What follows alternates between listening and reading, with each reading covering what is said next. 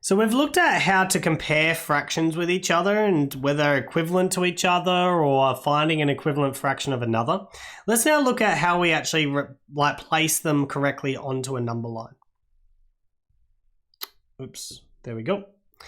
So I want to consider the following integer number lines. So integer number lines, hopefully you're fairly familiar with this at this point.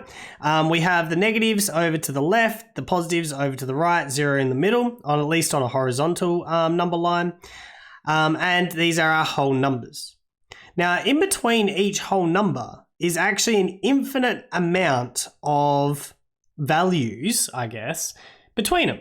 Okay, and we can break up those, the values between them into smaller chunks, and we can choose whatever smaller amount that we want. So let's say I wanted to break this up into 5 equal portions. Well, this allows us to represent fifths. Okay, so you can start to see along here that this is 1/5 away along.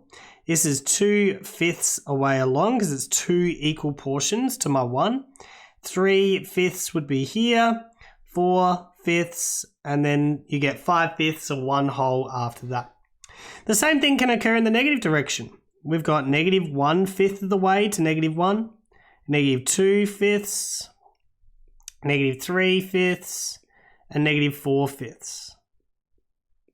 And we can do this in any sort of increment. We could just do it in halves, we could do it in thirds, we could do it in hundredths, we can do it in thousandths, we can do it in millions. But the point is, you can think of this as breaking up the values between two numbers into however many shorter segments that you wish. And we can use this to help us order numbers correctly onto a number line. So let's, for example, say I've got the following numbers. I've got 2/5, 4/5, 1 and 2/5, and 9/5. And I want to put it on this number line here. All right, these numbers ranging between, well, I'm going to tell you, they're ranging between 0 and 2. Okay, now 2/5, what that means is it's going to be 2 of our 5 equal portions to 1. Now, I've already got a number line here that is divided into 5 equal portions. All right, so 2 of those portions will be here. So our 2/5 belongs just, oops, hang on, probably not that big, just here. All right, our 4/5, well, that'll be 2 more segments across. So our 4/5 will be here, which means our 4/5 is greater than our 2/5 because it's further to the right. All right.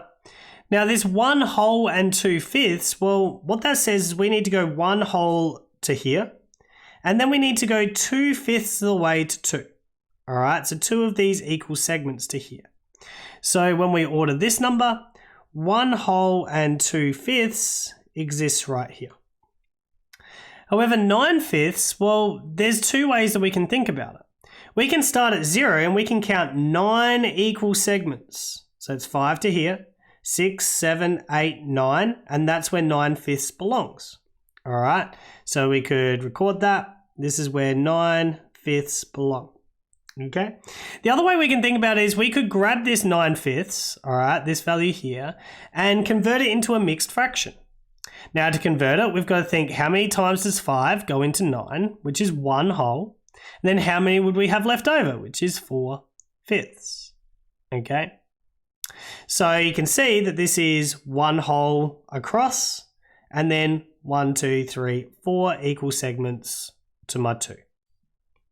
And that there is essentially how we order numbers onto a number line. However, these numbers were always positive. So let's have a look at what happens when we are dealing with negatives, but also let's change up what we're doing. So we've had fifths for the last couple of examples. Like I said, we can do this with any denominator. So if I'm doing with a denominator of 3, it means that I've got to think about this in thirds. So it means that the values on my number line have to be divided into 3 equal portions instead between my numbers. Now 1/3, well, that's going to be in the positive direction, 1 segment of 3. Okay, so I've got them in segments of 3, 1 segment here. Here's my 1/3. Okay. The negative 2/3, what that says is we are going to go to the left of 0, 2 segments of our 3. So if we think about this is our 0. We're going to the left 2 segments, which is just here. All right, so this is negative 2/3. Negative 4/3, well, it means that starting at 0, we're going 4/3 across. So 1, 2, 3, 4 segments over to here, which means it's more negative than negative 1. And then 4/3, positive 4/3 is going to go the opposite direction. 1, 2, 3, 4 to here. And it's more positive than positive 1. Once again, you could convert these to mixed fractions if you prefer mixed fractions, but being able to identify where improper fractions exist on a number line is a really, really useful skill. So essentially, to place fractions onto a number line, divide the number line into equal portions of the denominator that you're using, and then you can easily locate them from there.